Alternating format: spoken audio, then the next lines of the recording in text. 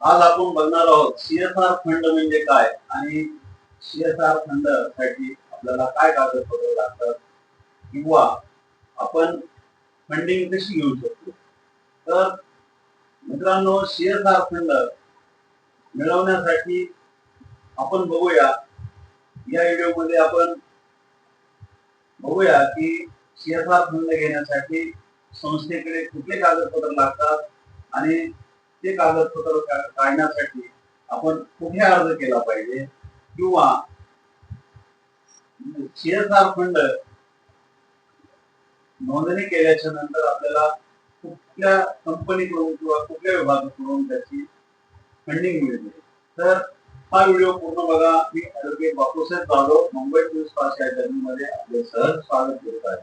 मित्रांनो, CSR funding घेण्यासाठी काय कागदपत्र लागतात? तर प्रथम आपल्याकडे सीएसआर फंडिंग जर घ्यायची असेल तर आपल्याकडे संस्था नोंदणी आवश्यक आहे आणि संस्था जर नोंदणी नसेल तर आपल्याला कुठलाही फंड घेता येणार नाही आणि सीएसआर फंडिंग साठी आपल्याला अर्ज पण करता येणार नाही.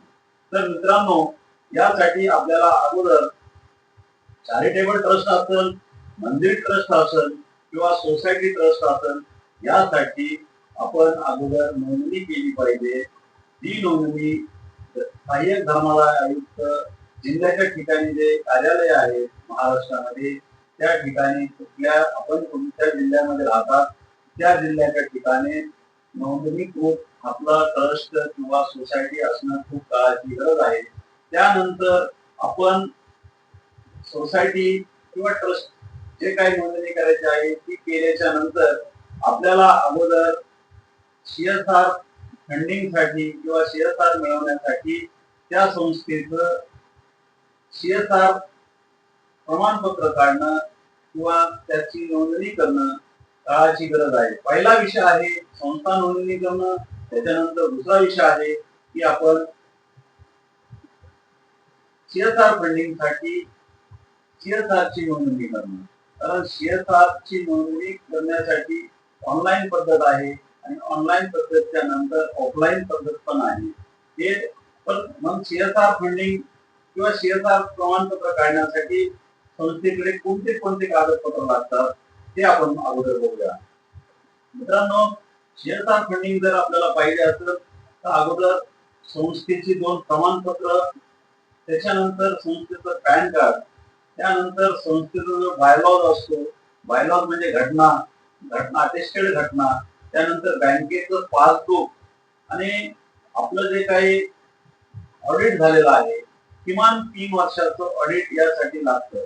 आणि मित्रांनो, अध्यक्ष, सचिव आणि कोषाध्यक्ष या तिघांचे पण पॅन कार्ड, आधार कार्ड आणि ईमेल नंबर असणं खूप गरज आहे. कारण या तिघांचं आधार कार्ड, पॅन कार्ड आणि जर मोबाईल नंबर, ईमेल नंबर नसेल तर आपल्याला सीएसआर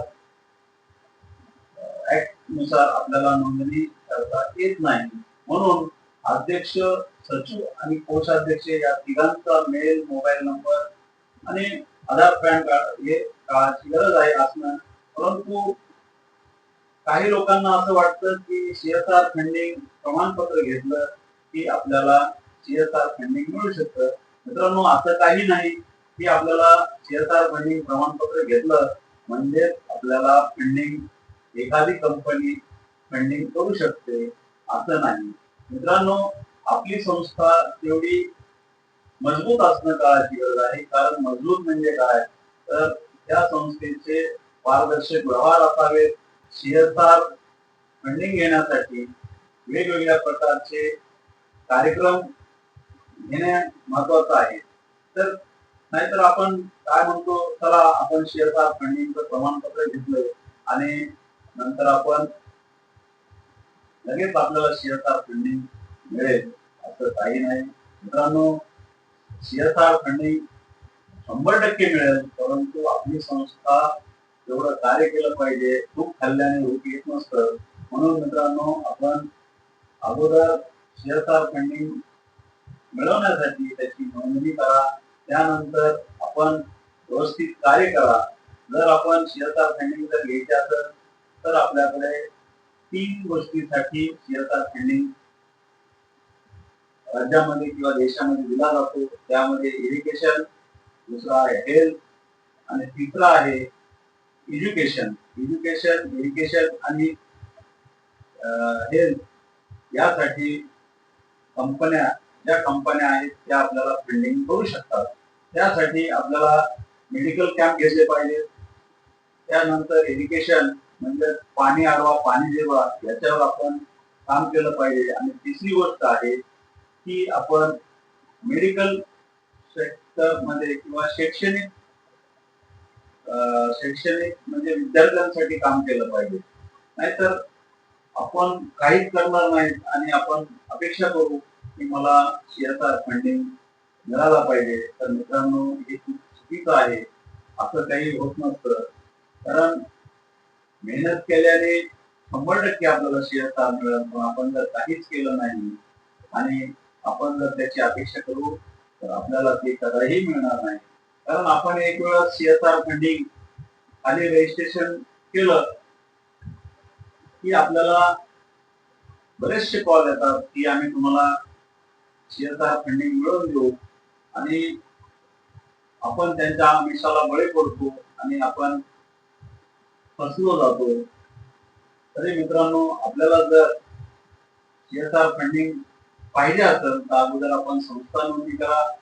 त्याच्यानंतर CSR फंडिंग नोंदणीकृत प्रमाणपत्र मिळवा. त्याच्यानंतर आपण एज्युकेशन आणि हेल्थ डिपार्टमेंट जे असतात त्याच्या अंतर्गत काम करा.